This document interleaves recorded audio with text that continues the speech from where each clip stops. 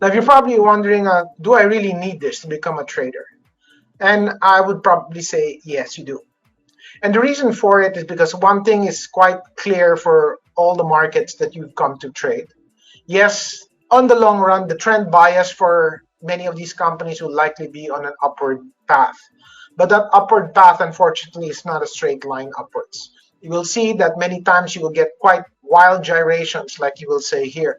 And so one thing that comes along with these movements is price volatility. You can see in the image that I have over here that you can see prices going up and down several times in the course of the number of years. And you might think that, oh, wow, it still looks okay because prices are leading up to a nice high price.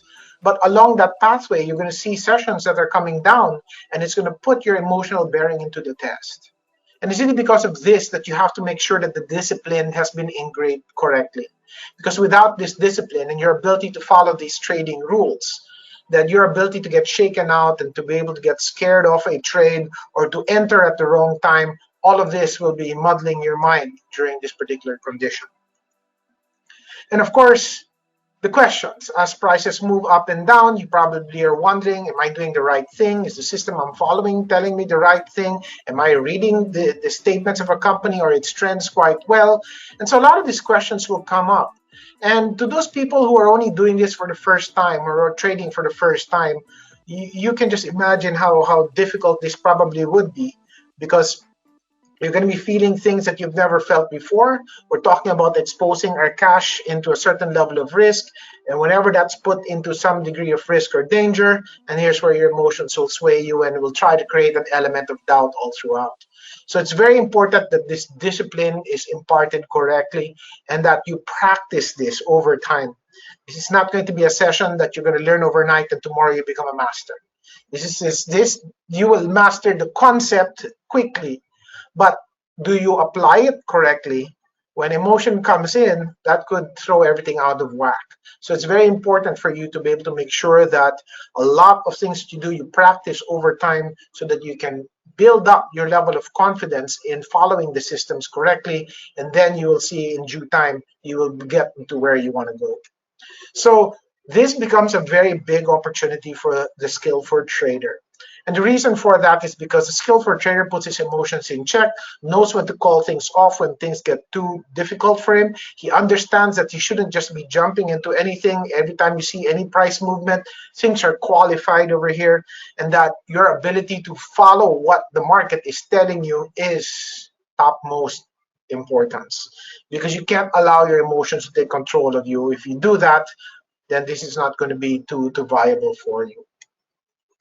Now you might say, I might just buy a stock and stick it out for the longest time, and I know anyway at the end of the day prices will eventually recover and go to a new high. Yes, that may be right.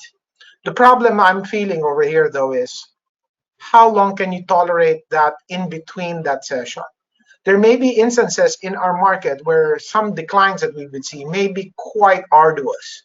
In fact, if you look at this situation here from 2000 to 2003, from the period of 2008 to 2009, and just recently with our market coming down from 2019 or mid of 2018 to where we are just recently in early 2020, we had quite a bit of a fallout in prices.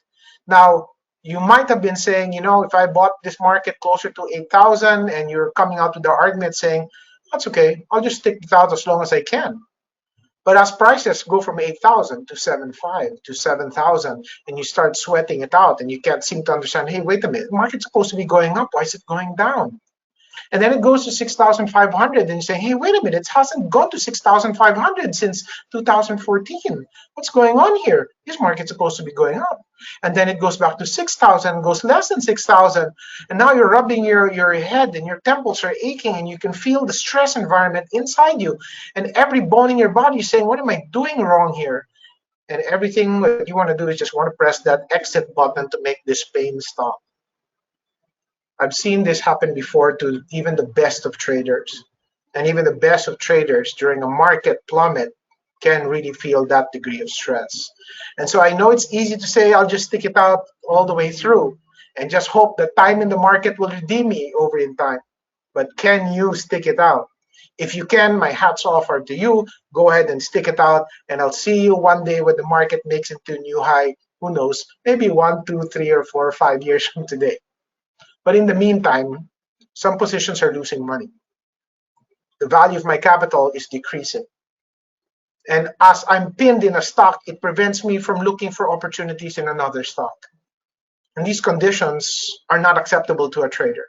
A trader wants to be liquid during times like this, so he has the opportunity to jump into that next setup.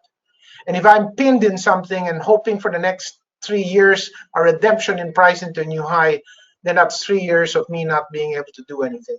And traders don't want to get into a mess like that. So what do?